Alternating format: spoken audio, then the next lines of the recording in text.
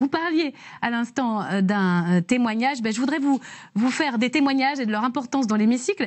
Je voudrais vous en faire écouter un à présent. Il s'agit d'un député de la majorité, Vincent Thiébaut.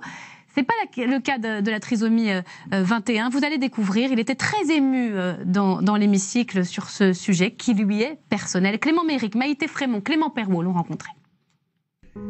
Ce jour-là, Vincent Thiébaut n'avait pas vraiment prévu de prendre la parole. C'est un peu dur pour moi parce que je vais intervenir à titre personnel. Je suis papa de 2 jumeaux, sourds profonds, à l'issue d'une maladie génétique. Ils sont nés par FIV. En fait, on était sur un débat qui était très technique, puisqu'on était sur les problématiques de chromosomes ou autres. J'ai voulu intervenir en fait pour humaniser un petit peu le débat.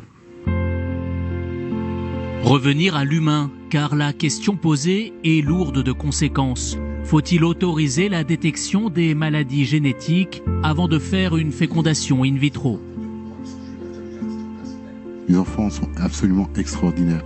Et à travers leur handicap, j'ai appris des choses extraordinaires.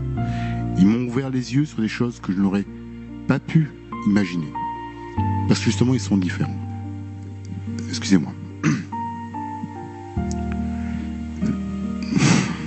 Attention à ce que nous faisons et où nous allons. Parce que là se pose la question réellement philosophique de quelle société humaine nous voulons demain.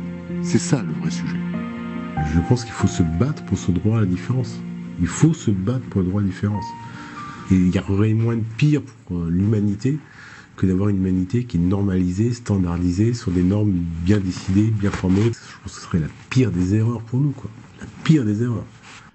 Pourtant, il y a quelques semaines à peine, Vincent Thiébaut avait déposé un amendement pour étendre le dépistage néonatal.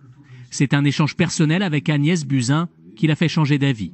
Elle m'a éclairé sur les conséquences surtout. C'est-à-dire qu'on a eu un échange, elle connaissait ma situation personnelle, on en a parlé. Elle a été à l'écoute, la compréhension, elle était très sensible, très empathique par rapport à ça. Elle a dit si j'avais la certitude que c'était cadré, qu'il n'y aurait pas de dérive, elle aurait été totalement favorable. Sauf que là, non.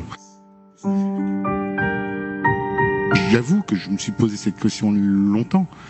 Et je pense que c'est la différence de ce que j'ai vécu, de mes enfants, qui font ce que je suis aujourd'hui. Merci.